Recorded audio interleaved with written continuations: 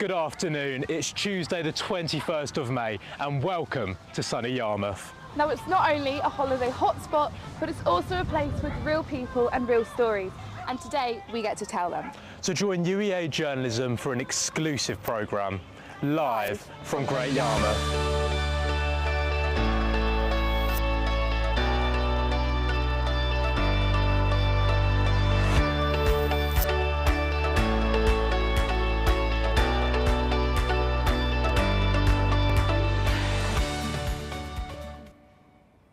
Hi, I'm Cameron Noble. And I'm Karina Kabina, and welcome to our live, never-seen-before remote studio.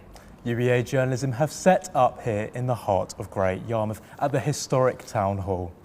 Now we've brought the whole crew in. About 50 members of our team, including lecturers, technicians and reporters, are all here. So Karina, what's our top story for today? Well, UEA Journalism can reveal that there are more than 600 empty homes here in the town, and campaigners say that these houses should be used to help those who really need it. Tia Blake-Prince has more. Great Yarmouth. It's great here. Or is it? Beyond the Golden Mile, dig under the surface to discover the sad reality. Abandoned homes, derelict properties, with over 700 vulnerable residents ready to occupy them. Great Yarmouth Borough Council have been granted £3.38 million over the last 2 years to support their increase in housing crisis. New figures show 50 people per week are currently joining waiting lists for council homes, most of them asylum seekers who were originally denied asylum by dozens of town hotels. But it's empty properties like this one that are making residents question why the lack of maintenance or upkeep. One man has taken it upon himself to leave a mark on Yarmouth walls in more ways than one.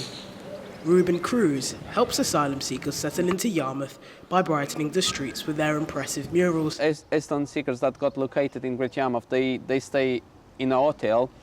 All the feedback from the community was so negative, so negative. That's why I decided to go and grab the same asylum seekers and go paint a food bank. It's unbelievable how in the space of 2 weeks, the reactions of the same community on that post was so negative that turned to a way that, oh, they are doing more for Great Yarmouth than some local people. Wow. It's brilliant what they are doing. They should stay here. They should get the visa, you know what I mean? Empty buildings are turned into something illegal as well. So yeah, there is, I think we should have a government that could be looking more in general, not just housing, the cost of living in general. The Borough Council were approached for comment but declined. In a previous statement, they said, "The housing crisis is causing huge pressures for councils across the country. This is one of our major challenges, and we have seen a huge increase in the number of people at risk of homelessness." And as well as a housing problem, Great Yarmouth also has a crime problem. UEA Journalism can reveal that crime levels here are almost 3 times the national average. And what's more concerning is that it's increasing. Saffron Humphreys reports. There's nothing better than the seaside, and Great Yarmouth attracts millions of us. But the town hides a well-known secret. It has a crime problem. Ask anyone who lives here, and they'll tell you their fears. Do you feel safe here? Not the town bit, no. Yeah, it's getting a lot worse, especially down King Street area and around the back of the towns. And it's not safe to walk around there at night. Even if you come down there on holiday, I wouldn't want to be going in the pubs and walking around there at night anymore. And the break-in has upset those who work here, and they're praying things will be different in the future. Well, we had 2 break-ins actually. They tried to crowbar several doors and just made a bit of a mess of the place and then left. But then sadly, a couple of weeks later, we think the same people came back and then came in the back of the vestry and stole collection boxes from the vestry. And most distressing really to us was that they found our aumbry, which is the cupboard where we keep sort of holy things like the reserved sacrament, and they just smashed the door of it, and they took a silver ciborium which would have held the wafers of the Blessed Sacrament, and the silver little jars which we would keep the holy oils in, and it was just really distressing to come and find that on Sunday morning.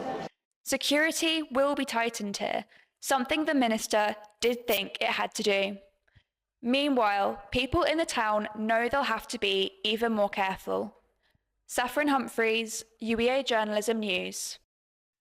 However, there are efforts to try and tackle the problem, and in some unlikely places. Matt Souser reports from the Legends Boxing Gym.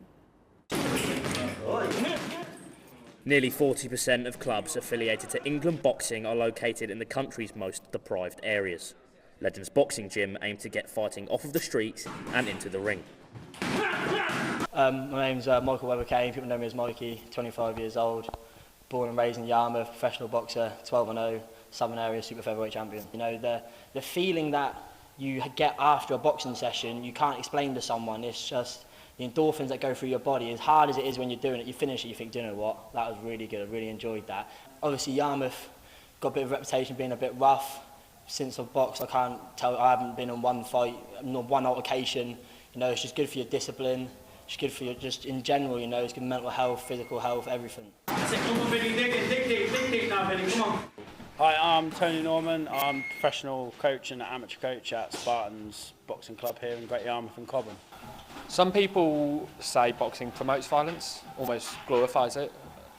Would you agree with this, or would you say it just keeps it kind of controlled? You see there's a little bit of sparring going on here. You watch after, the boys will be hugging each other saying, oh, well done, and it doesn't promote violence, it promotes self-confidence, belief in yourself, being a respectable person, being accountable for your actions. These are all the things that boxing teaches. It's not just, it's not violence. It's not violence at all. You've got somewhere to channel your emotions, your aggressions. We've got boys that were getting in trouble from the ages of 14, 15, coming here with youth offending team, haven't re-offended because their spare time they're working and they're here. You know, these boxing gyms keep kids off the streets, keeps them out of jail, and keeps them on the straight and narrow. Matt Souster reporting from Great Yarmouth for UEA Journalism. In other news, some businesses on Great Yarmouth's High Street say they are being forced to shut down or move elsewhere due to high rents. A family business which has been in the town for over 30 years has now had to relocate. Maddie McNiven reports. Shutters down and doors shut for good. For many shops in Yarmouth, higher rent rates mean closing down or moving elsewhere. Avenue Fabrics has been on the High Street for 34 years. They're now relocating due to an increase in their rent. Owner Matthew explains what this means for his business. To begin with, that's devastating. You know, that's my whole life. That's my livelihood, my children, my mortgage, everything depends on this. My world was turned upside down initially. I've sort of come round to the idea a little bit more now and accepted what's happening, you know. But I'm still upset about it, you know, after 34 years of trading in town. That's, you know, that's a big thing to come out. Avenue Fabrics currently pays £7,000 per year to rent, with the cost looking to triple, totalling at an over 200% increase. I'm stood in the middle of Great Yarmouth, and despite the high street being busy with lots of people around me, it's not hard to see that lots of shops are shutting down. For now, Matthew is hoping that his customers embrace the change, but other businesses aren't so lucky. Maddie McNiven, UEA Journalism News. Now tomorrow's a big day for a key attraction on the seafront. There's a meeting to decide if the pier can get planning permission for a refresh. Thomas Kokorin has more. It's one of the most famous landmarks in the east of England. Now developers want to return Britannia Tier to its heyday. Local people agree. To be fair, I think the last time I was here was 10 years ago, and all of the back was all working, everything was all working in conditions. Now I do definitely think it does need a bit of a, an update, but I mean, keep the pier as it is. It's part of the history, but it does need that, fresh coat of paint, as we say it. It's all about sustainability, say the developers. They want to preserve the heritage and history of the pier. Well, I understand they've got a project to do all the front up. Yeah. Coming this winter. But yeah, I guess like everywhere, a bit of coat of paint wouldn't go amiss, would it? Britannia Pier has been a mainstay of Yarmouth's Golden Mile for over 150 years, but many will feel it's a real blow if the redevelopment plans tomorrow don't get accepted by the council. What did I get? Plans to redevelop the front with 2 Art Deco style towers, similar to that of Wellington Pier, will be discussed tomorrow at a Great Yarmouth Borough Council committee meeting. The plans have been put forward by the owner so that they can redevelop it and make it a year-round entertainment hub for the town. Thomas Corcoran, UEA Journalism News. Now, summer beach businesses rely on good weather to attract plenty of customers. But when the tourists go home, how do the local businesses make enough money to survive the leaner winter months? Katie Whitaker reports. On the front of Great Yarmouth Pier, seasonal business owners are preparing for the busy summer ahead. With beaches being most popular between the months of June and August, it means for the other 8 months of the year, trade is either much slower or non-existent. John Yaxley runs a pierfront cafe, and for him the weather is a key element to the management of his business. Everything's about the weather, everything. If it's sunny, we know we're going to be busy. If it's raining, we know it's not going to be busy. Everything is about the sun, completely. If it's out or if it's warm, that's fine. If it's windy or it's rainy, then the trade goes right down. Despite the ups and downs with the Great British weather, ice creams on the pier will also be popular despite the rain. As the weather warms up, an estimated 7.5 million people will visit this seaside town. Seafront shops like this rely on good weather and annually returning customers to help keep their business afloat, as they make most, if not all, of their money when summer day trippers come down to the beach. But with cost of living still high, it is juggling appropriate pricing with making enough money to last the rest of the year. With sales back up and rising to pre-COVID levels, despite the cost of living crisis, John is hopeful for the season ahead. I think they'll be much the same as last year. I think they'll be pretty much the same as last year. I don't think there'll be too much difference. Obviously, after COVID, there was an increase because people stayed in the UK. Then there was a dip last year with the cost of living crisis and all the rest of it. And I expect it to be the same for probably this year and next year. And with extreme weathers predicted to hit the UK this summer, could this year exceed expectations and boost sales for local businesses? And as well as fish and chips, another staple of the seaside is of course a stick of rock. But rock traders are concerned about their future of their businesses, with Chinese imports becoming the cheaper option. Sophie Brooks reports. Here in Great Yarmouth, there are lots of shops selling locally made rock. The family-owned business, Docker's Rock Shop, has been on this high street for many years. John Burnham, one of the confectionists, says that the cost of living crisis has had an impact on the business. Docker's Rock Shop's been here about 40, 50 years. They used to own a big factory on the seafront, and then that closed over time because rock sales, obviously over time, have declined. We used to have a shop over the road, but then we just merged into this one big one take to do everything in one go. Rock from China is 3 pence cheaper than locally made rock. In recent years, there has been more rock imported from overseas, affecting businesses across the UK. But has this had an impact locally? John says that their business may be impacted in the future as people can get more for their money. Only just really started to come into the country. Time will tell on this one, but hopefully a lot of people like the traditional. It's part of nostalgia. They used to come as they were kids and they like to bring their children. So it's a bit of nostalgia, but time will tell on that one. We're hoping not, but like everything, we can't predict the future. All we can do is make what we make and then just hope that the quality shines through. Sticks of rocks were first made in the Victorian times, but a lot has changed. This importation could have a greater impact than the claimed adverse effect on children. This has been Sophie Brooks for UEA Journalism News. Well, if you pop down to the beach in Yarmouth, and you don't have to look too hard to see working animals like donkeys and horses. But how do they cope with the heat? Anna Johnson reports. There are plenty of animals at Great Yarmouth. On Great Yarmouth seafront, you can see horse-drawn carriages and donkeys. We spoke to Kelly, who looks after those horses. My horses are all kept at home with me, and they graze all through the winter. They work through the summer. And they're at grazing all day long, and then they work 2 days a week, and then I alternate them because I have 7 horses at home. It seems good on the seafront, although at the RSPCA branch East Norfolk, Ellie says there's been an increase in animals taken into their care. I think there's a significant increase in unemployment. Obviously people aren't being paid as much as sort of the rate of everything else is going up.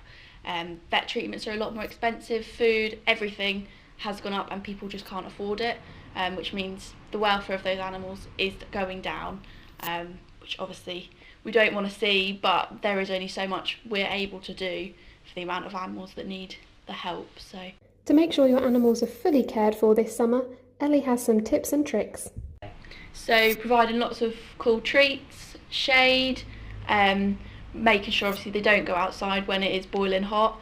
If you're thinking of taking your dog for a walk, the best time's the first thing in the morning or late in the evening. Anything over sort of 16, 17 degrees is too hot. And as we have discovered today, all the animals in Great Yarmouth are greatly cared for and all of them enjoy the attention. UEA journalism, next to a horse.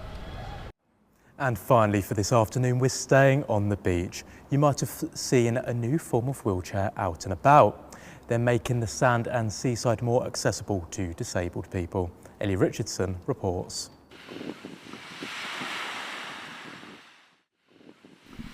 Meet best friends Bob and Keith on the beach.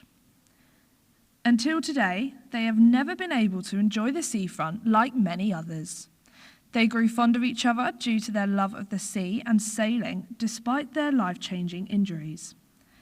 It's a wonderful thing because it's so easy to use, and to get them right down to the sea where people will sit on that seafront edge, disabled people and strict families, because families stay with them, they stay with them up there and look at the sea and look at the sand and don't get their feet wet and they don't do whatever.